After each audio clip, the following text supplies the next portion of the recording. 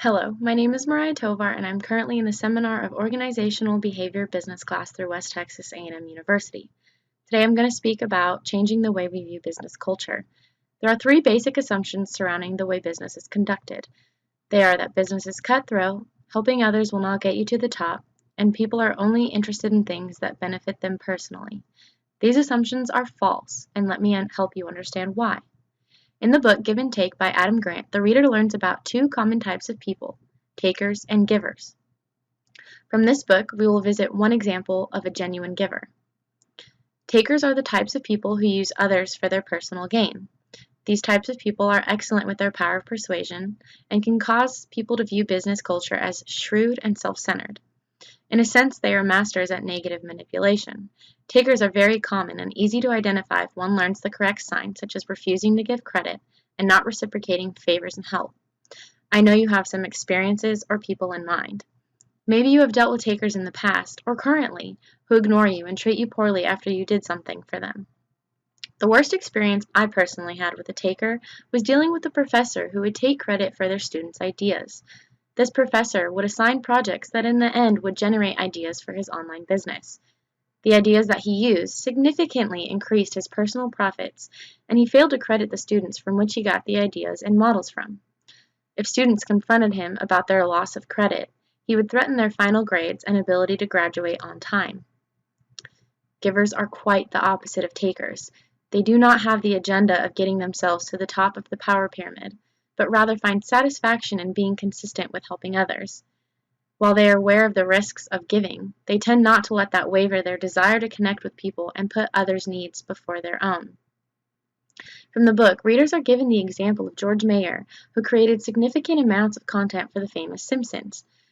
Meyer was set on creating genuine content for the show, so he focused his contributions on helping other writers, tackling unwanted tasks, and allowing other writers to take credit for the episodes. Because of his giving mentality, he helped the show gain its popularity and success, as well as create his own unique network, which we will touch on later. In my own life, I saw what true giving looked like through the actions of my parents. Countless times I watched them sacrifice so much to help people they cared about, and even strangers. The first time I felt the reward of giving was becoming team captain of my collegiate softball team. While it feels funny to share my story from a I, me, my perspective, I truly believe others can learn and benefit from this. When I first joined the team, my only goals were to play softball and remain a good person as well as a good teammate. For 3 years, I felt I was on the sidelines showing my teammates how to respect coaches and captains. I wanted team success, so I helped tutor teammates, became emotionally available to help them through problems, and was always available to those who wanted extra practice. Proceeding into my final year, my teammates and coaches unanimously voted me as their captain. I was surprised because I knew I was not the typical captain who used my dominance and seniority over others.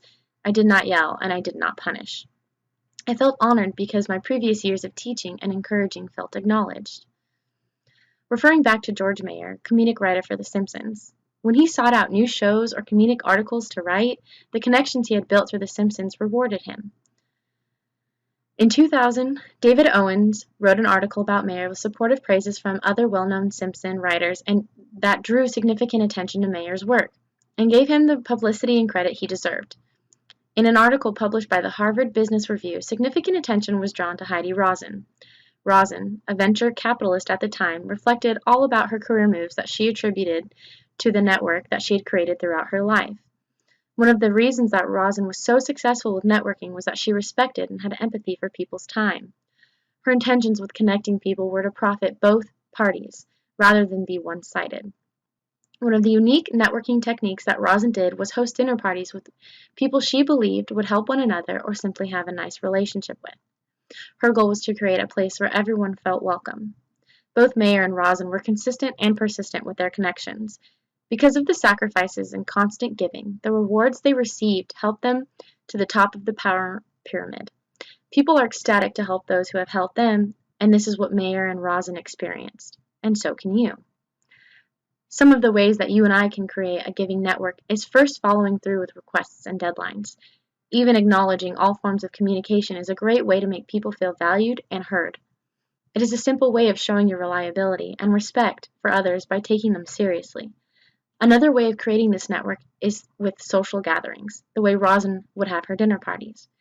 This is why many times businesses encourage their employees to take part in business athletics such as soccer, baseball, even tennis, you name it. It allows your connections to be more diverse by placing you outside of the work environment.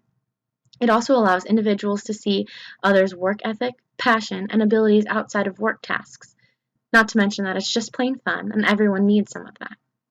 The most important part of creating this network is by offering services, connections, and talents to others without expecting anything in return. If you only do good things, hoping that the other person returns the favor, you create more of a contract rather than a relationship. Let us reflect on this for a moment. Would you rather stay connected with someone who values you and engages with you, or someone who easily dismisses you? You and I can change the way people view and act in business as well as life. Our networks can become more than favors by creating friendships and genuine relationships. We can bond and connect over social gatherings such as dinner parties and work-sponsored sports. Personally, I want to create the same welcome feeling that Rosin made and the irreplaceable teammate that Mayer became. After discussing who takers and givers are, along with examples, I have two questions for you. Are you a taker or a giver? And what do you want to accomplish with this information? Thank you.